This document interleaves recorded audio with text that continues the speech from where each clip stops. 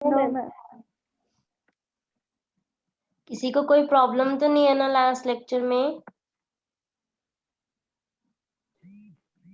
No ma'am. Message आया है। ठीक है, चलो स्टार्ट करते हैं। अब हमें क्या पढ़ना है? क्वांटम नंबर्स पढ़ने हैं। ठीक है बच्चे, जिस तरह हर एक उसमें हर एक, जैसे कोई भी हम बुक पढ़ते हैं तो उससे रिलेटेड जितने भी हमारी टर्म्स आती हैं उनको पढ़ना जिस तरीके से हमारे लिए इम्पोर्टेंट होता है, इसी तरीके से जब हम एटॉमिक फिजिक्स के बारे में बात करते हैं तो कुछ टर्म्स सिंबल्स आएंगे इसके अंदर। ठीक है, उन सिंबल्स को क्वांटम नंबर्स बोलते हैं। तो वो क्वांटम नंबर्स के बारे में आपको नॉलेज होनी चाहिए कि ये सिंबल्स कितने आपके इस तरीके से हैं जो इसमें यूज होते हैं और उनका क्या क्या पर्पस होता है। ठीक है, तो इसके अंदर सबसे पहले जब आपने एनर्जी का फॉर्मूला निकाला था तो वहां पे आपने सारी की सारी चीज देखी थी कि वो आपकी energy is inversely proportional to N था ना, एन का स्क्वायर, राइट। तो जो ये एन था आपका, इसको क्या बोलते हैं? प्रिंसिपल क्वांटम नंबर बोलते हैं। ठीक है, और अगर ये, जैसे मैं पहले बता देती हूँ आपके कौन कौन से आपके क्वांटम नंबर्स हैं। पहला आपका प्रिंसिपल क्वांटम नंबर होता है जिसको हम एन से रिप्रेजेंट करते हैं। दूसरा क्वांटम नंबर हमारा एल होता है जिसको ऑर्बिटल एंगुलर मोमेंटम बोलते हैं या ऑर्बिटल क्वांटम नंबर बोलते हैं।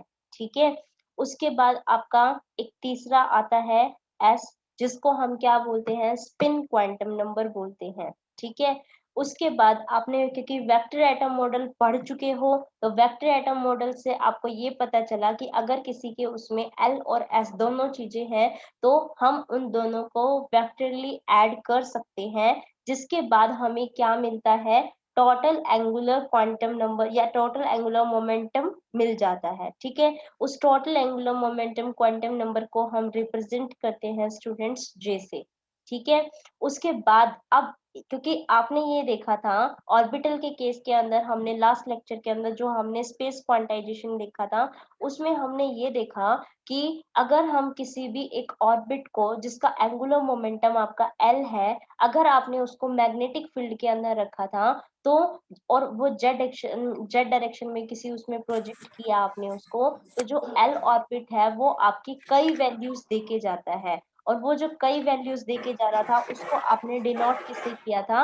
एम एल से डिनोट किया था। उस एम एल को हम क्या बोलते हैं? मैग्नेटिक ऑर्बिटल क्वांटम नंबर बोलते हैं। ठीक है, तो जिस अकॉर्डिंग आपने क्या फॉर्मूला बताया था बच्चे? मैंने कॉस थीटा, इसके उसमें जब आप इस डायरेक्शन उसमें निकालते हो वैल्यू, आपका एक फॉर्मूला बताया था ना कि कॉस थीटा आपका किसके इक्वल होता है?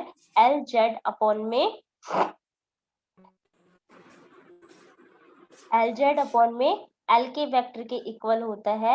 ठीक है, और ये जो आपका एल जेड होता है ये किसके इक्वल होता है? एम एल एच कट के इक्वल होता है। और एल वेक्टर किसके इक्वल होता है? Quantum mechanically under the root of L into L plus में वन एच कट। तो एच कट से एच कट दोनों आपके कैंसिल हो गए और आपके पास जो रिजल्ट मिला वो किसके इक्वल मिला? एम एल अपॉन में आपका under the root of L into में एल प्लस वन। ठीक है, आपको ये रिजल्ट इसका मिल गया था। तो ये बच्चे आप ध्यान रखो, जब न्यूमेरिकल अगर इसका आता है तो जैसे आपने इसका स्पिन ऑर्बिटल एंगुलर मोमेंटम को रोटेट करवाया था, इसी तरीके से हम स्पिनिंग का केस के लिए भी इसको बता सकते हैं। तो अगर स्पिन के लिए बताओगे तो यहाँ पे एल ना होके क्या हो जाएगा आपका? इस जगह एल ना होके क्या हो जाएगा?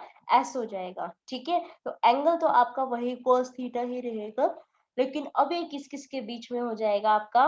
मैग्नेटिक ऑर्बिटल उसके बीच में, मैग्नेटिक ऑर्बिटल क्वांटम नंबर के बीच में, ऑर्बिटल नहीं अब स्पिन के लिए हो जाएगा। तो मैग्नेटिक स्पिन क्वांटम नंबर और साथ में जो आपने ये स्पिन क्वांटम नंबर बताया था, इन दोनों के बीच का जो एंगल बनता है उसको आप क्या बोलोगे?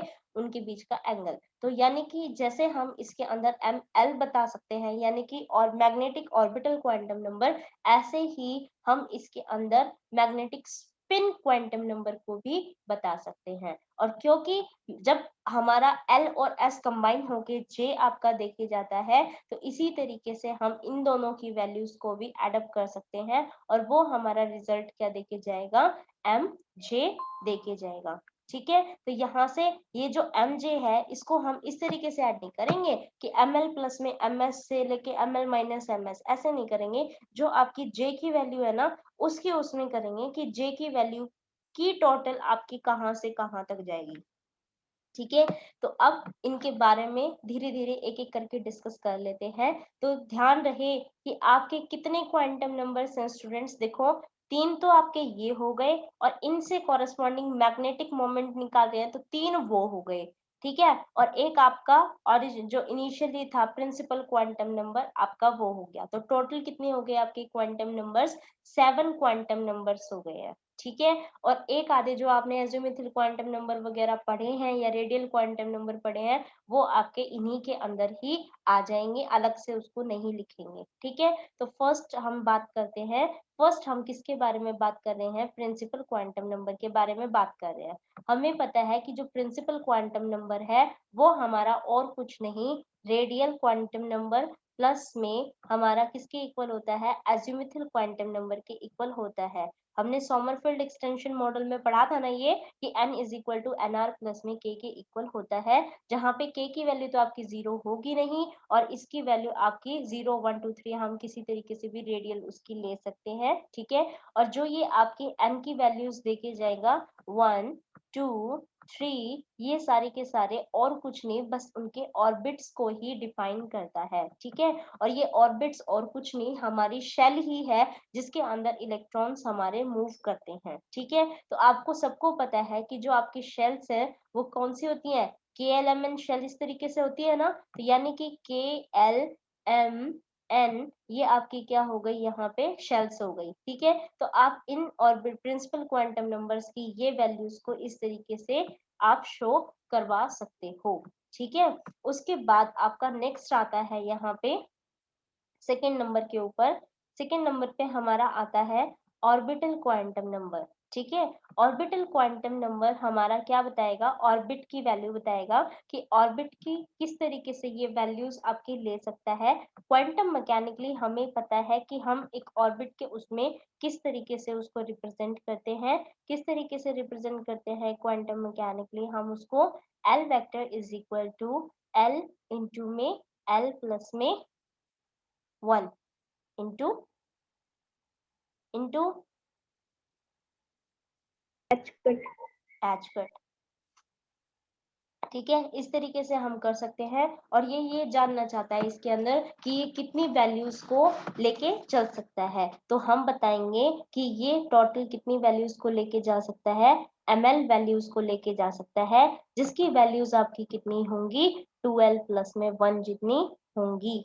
ठीक है, और ये किस तरीके से होंगी, जो आपकी 2l प्लस में 1 यानी कि l अगर आपकी कितनी है, जैसे हमने कल वाले लेक्चर में देखा था, अगर l की वैल्यू मेरी 2 है तो ml की वैल्यू कितनी आई थी बेटा, वहां से आपकी 5 वैल्यूज आई थी। कैसे, ml की वैल्यू कैसे लेके चलता है ये, प्लस l से लेके आपकी कहाँ तक लेके जाता है, माइनस l के बीच में जितनी वैल्यूज आएंगी बेटा ध्यान रहे फर्स्ट एंड लास्ट नहीं लेनी, उनके बीच की सारी वैल्यूज को लेना पड़ता है। ठीक है, तो +2 से लेके -2 तक की जितनी भी वैल्यूज इसके अंदर एग्जिस्ट करेंगी आपको सारी वैल्यूज को लेना पड़ेगा। और कैसे लिखा जाएगा, 2 से पीछे जाते हुए -2 तक जाना है तो वैल्यूज आएंगी 2 1 0 और आपका आएगा -1 और -2। ठीक है, तो यहाँ से आपकी ये सारी वैल्यूज इसकी आ गई हैं और इन्होंने ये भी बताया कि यहाँ पे आपकी L को जो रिप्रेजेंट किया जाता है वो आपके एजिमुथल क्वांटम नंबर के बेस पे भी किया जाता है,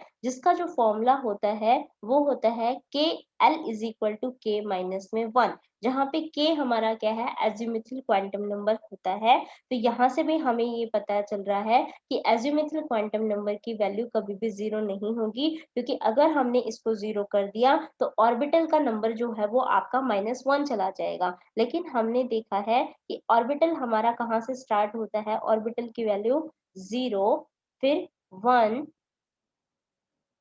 2 3 इस तरीके से होते हैं, जहाँ पे आपका जो 0 है वो आपका स्ट्रेन करता है फॉर द s ऑर्बिटल, 1 आपका p के लिए, और ये आपका D के लिए, और ये आपका F के लिए डिनोट किया जाता है। ठीक है, इनको और सीरीज भी बोला जाता है। ठीक है, वो सीरीज का नाम क्या है?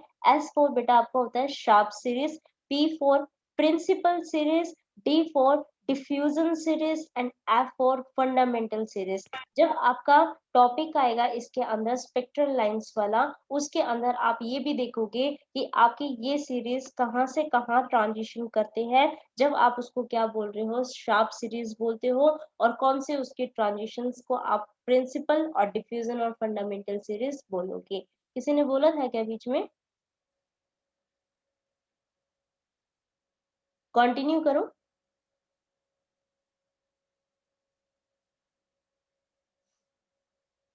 Yes ma'am.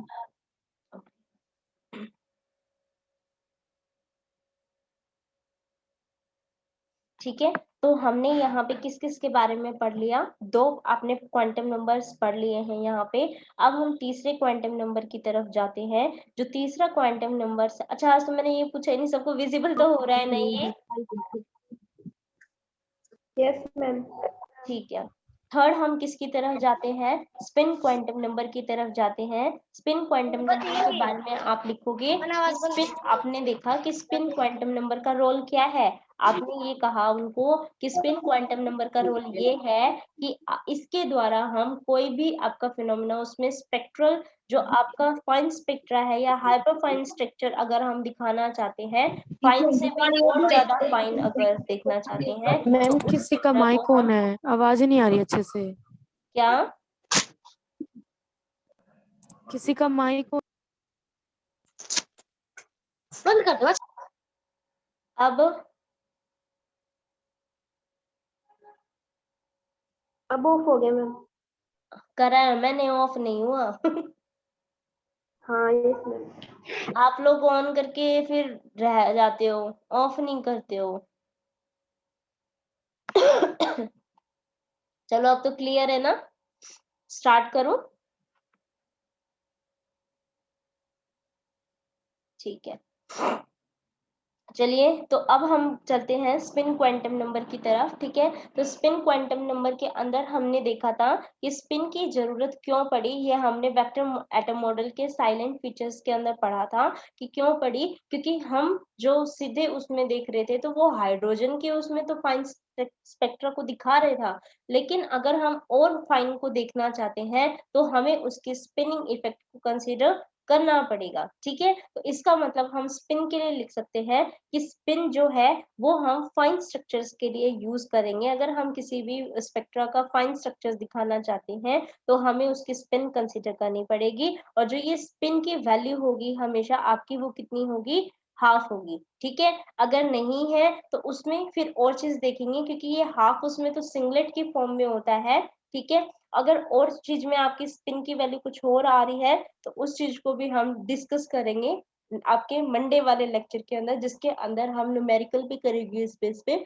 और जो आपकी टर्म होती है एटॉमिक के अंदर, क्योंकि आप आगे जैसे चलोगे तो आपको वहां पे टर्म्स मिलेंगी। ठीक है, तो कौन सी टर्म्स? Spectroscopic terms. तो आपको उसकी सारे नोटेशंस के बारे में पता होना चाहिए कि कौन सी चीज कौन सी होती है। उनको जब अच्छे से देखेंगे तो जब हायर उसमें पढ़ेंगे तो वहां पे एस की वैल्यू वैसे तो चेंज होगी, आपकी ट्रिपलेट स्टेट में आ रहा है, फोर्थ स्टेट में, किस स्टेट में आ रहा है उसके अकॉर्डिंग, लेकिन मेनली अगर किसी एक ऑर्बिट में है तो उसकी स्पिन आपकी हाफ रहेगी। ठीक है, और इलेक्ट्रॉन आपका स्पिन कर रहा है, ठीक है, तो वो क्लॉकवाइज और एंटी क्लॉकवाइज इस तरीके से स्पिनिंग करेगा। ठीक है, तो ये आपकी दोनों वैल्यूज रखेगा, प्लस बी और माइनस बी। क्लॉकवाइज चलेगा तो प्लस हाफ, एंटी क्लॉकवाइज चलेगा तो माइनस हाफ। लेकिन ये वैल्यूज अब आपकी किसकी है? ये दोनों वैल्यूज मेरी एमएल की है।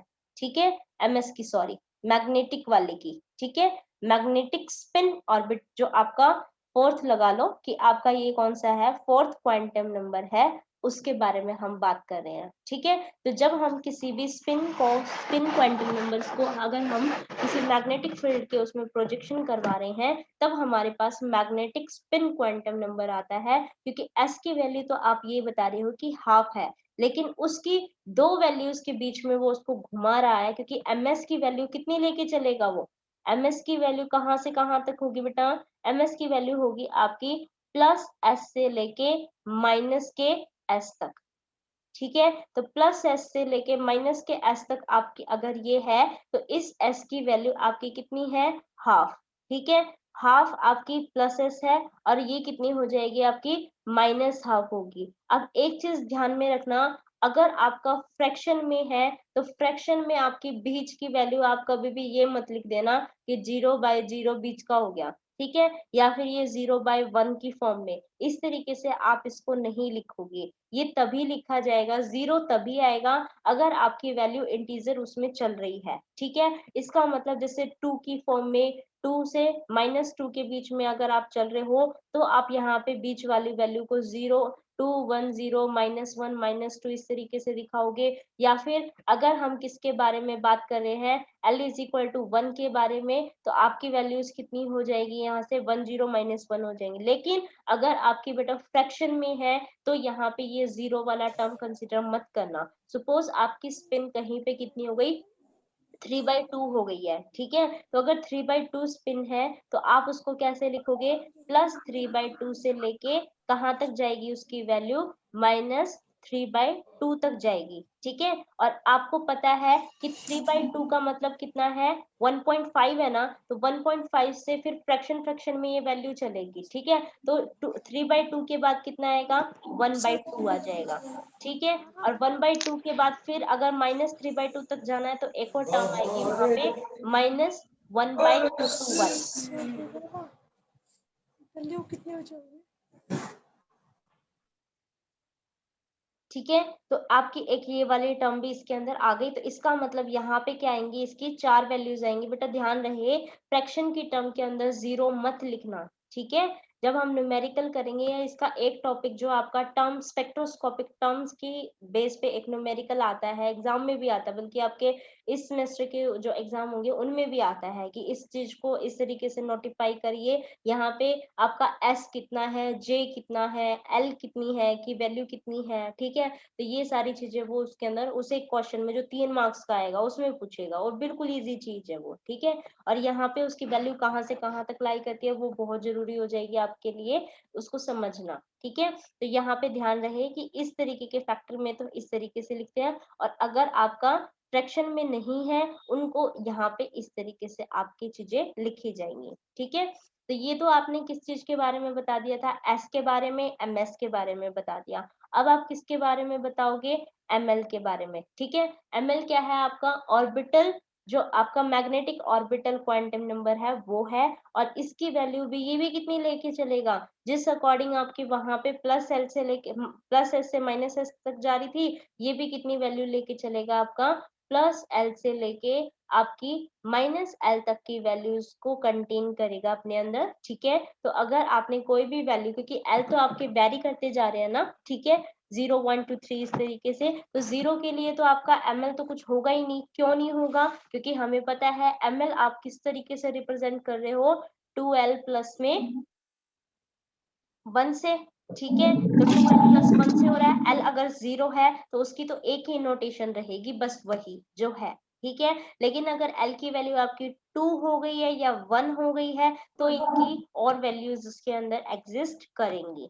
क्लियर है ना इतना। ठीक है, अब ये किसके बारे में था, आपका पूरा का पूरा ml के बारे में। सिमिलरली आप किसके बारे में बताओगे, आपके टॉट जो मैग्नेटिक आपका टोटल क्वांटम नंबर है। ठीक है, अच्छा हमारा टोटल एंगुलर मोमेंटम भी तो रह रहा है जे, तो सबको पता है ना, जे और कुछ नहीं वेक्टर एटम मॉडल की तरह ही है, जिसके अंदर हम क्या बताते हैं, हमारे ऑर्बिटल क्वांटम नंबर का वेक्टरली सम किसके साथ बताते हैं, एस के साथ बताते हैं। और जैसे आपने एल और एस को, जैसे एल को आपने रिप्रेजेंट कर रखा है किस अकॉर्डिंग, क्वांटम मैकेनिकली, यानी कि under the root of L into L plus में 1 एच कट। इसी तरीके से आपने स्पिन को भी एक्सप्लेन किया, under the root of S into S plus में 1 एच कट। तो बच्चे जे अलग कोई ना है, जे भी तो क्वांटम मैकेनिकली आपका एक्सप्लेन हो सकता है ना, यानी कि इस जे को भी हम रिप्रेजेंट कर सकते हैं under the root of J into J plus में 1 एच कट की फॉर्म में। ठीक है, तो यहाँ पे से ये पूरा का पूरा आपका इस तरीके से ये कर सकते हैं। तो जैसे आपने यहाँ पे ml और ms को रिप्रेजेंट किया है, उनका प्रोजेक्शन बताया है मैग्नेटिक फील्ड के अलाउंग कि ये इस तरीके से वैल्यू कंटेन करके रखते हैं। तो बच्चे जब मैग्नेटिक फील्ड के अंदर हमारा टोटल आपका ऑर्बिट जो आपका टोटल एंगुलर मोमेंटम है अगर वो रखा जाएगा तो उसका जब प्रोजेक्शन होगा तो वो भी उतनी वैल्यूज कंटेन करेगा। ठीक है, तो जो आपका एम जे है उसकी वैल्यूज भी आपकी टोटल कितनी होंगी, जितनी जिस तरीके से वो रिप्रेजेंट किया जाता है एल और एस वाला, इसी तरीके से ये भी रिप्रेजेंट किया जाएगा किससे, 2j+1 से। ठीक है, तो आपकी कहीं पे वैल्यू कितनी आ रही है जे की, सपोज आपकी वैल्यू कितनी है 1, तो ये इसकी वैल्यूज के लिए कितना हो जाएगा 1 0 -1, 3 वैल्यूज इसके लिए आएंगी। ठीक है, तो यहाँ पे ये आपका पूरा कंप्लीट हो गया है आपका कौन सा topic, quantum numbers associated with आपके वेक्टर एटम मॉडल के साथ, जो कि आपके बहुत जरूरी है किसके लिए, एटॉमिक स्पेक्ट्रोस्कोपी को जानने के लिए। यहाँ पे आपका ये टॉपिक आज कंप्लीट होता है। अब किसी को प्रॉब्लम है इस टॉपिक के अंदर तो आप बता दीजिए, 5 मिनट्स लेफ्ट है।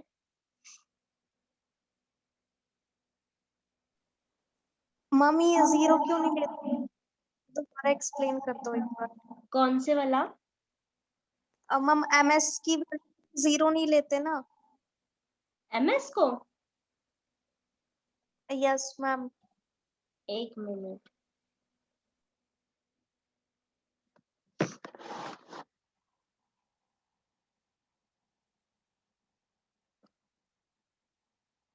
एमएस की वैल्यू को जीरो नहीं लेते, ये 2s+ में 1 वाला।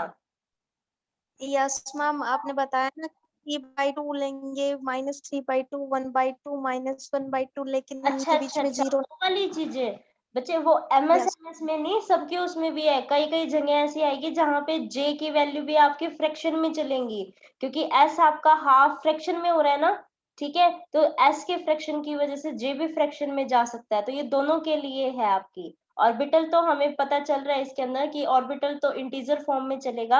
अच्छा, फ्रैक्शन की फॉर्म में जो है वो आपका 0/0 फॉर्म नहीं हो सकता ना, आप खुद ही देखो 0/0 फॉर्म इनफाइनाइट बन जाता है ना, इनडिटरमाइन होता यस मैम। है ना। तो यस इसीलिए मैम। हम उसको उस तरीके की फॉर्म में नहीं ले सकते, और 0/2 का भी कोई रोल नहीं है क्योंकि वो पूरा जीरो ही लिखा जाएगा। तो जब हम पूरी वैल्यूज फ्रैक्शन में चला रहे हैं, जब आना ही वहां पे फ्रैक्शन में चाहिए, तो वो फ्रैक्शन नहीं बन रहा है, इसीलिए हम उस चीज को बीच में कंसिडर नहीं करेंगे। ओके।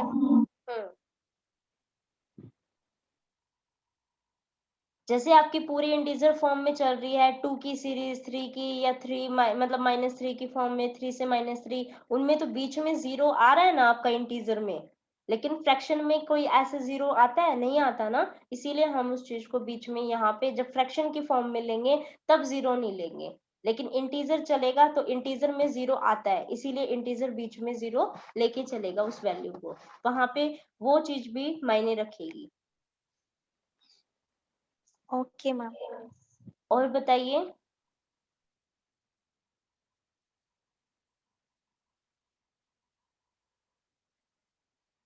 बताओ भाई, 2 मिनट रह गई हैं, किसी को कोई क्वेश्चन ना रह जाए।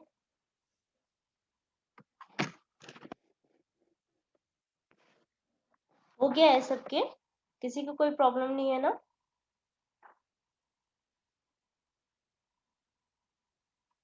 बताओ, बोलते भी नहीं हो, कैसे बच्चे हो। बीच बीच में तो तुम बोलते हो जब मैं पढ़ाती हूँ, और जब मैं पूछती हूँ तब कोई भी नहीं बोलता। मैम अगर होगी तो कल करेंगे। कल तो मैं वो न्यूमेरिकल भी करवाऊंगी ना। ठीक है, कल न्यूमेरिकल सेट रखेंगे। अच्छा, किसी के पास, वो मैंने एक बच्चे पूछ रही थी मेरे से कि उसके लिए, आपकी एमएससी प्रिपरेशन के लिए, वैसे तो तुम ये कह रहे हो पिछली बार एग्जाम नहीं हुए थे, तो मुझे बच्चे अभी 6 महीने वैसे बाकी हैं, कुछ भी नहीं कह सकते क्योंकि 6 महीने के बाद अगर ये थोड़ा भी नॉर्मल हो गया ना तो तुम्हारे भी पेपर ही होंगे जैसे अब की बार हुए थे। मैम 6 महीने कैसे बाकी हैं? 6 महीने नहीं तो कुछ तो महीने है ना, ये सेमेस्टर तो पूरा ही करेगी, 1 महीने का सेमेस्टर कोई ना रहेगा। ना ना अब जुलाई तक पेपर करवा देंगे ये, जुलाई एंड तक। नहीं, चलो डीयू जुलाई वालों अगस्त स्टार्टिंग, जुलाई अगस्त जितना भी ये करवाएंगे। अभी तो कितना, मई तो स्टार्ट हुआ है। पिछली बार अगस्त में हुए थे अंकिता। मैम सितंबर हाँ तो सितंबर में हुए थे, तो अप्रैल अब में। हाँ, अब की बार सितंबर में नहीं होंगे फिर। डेटशीट आई।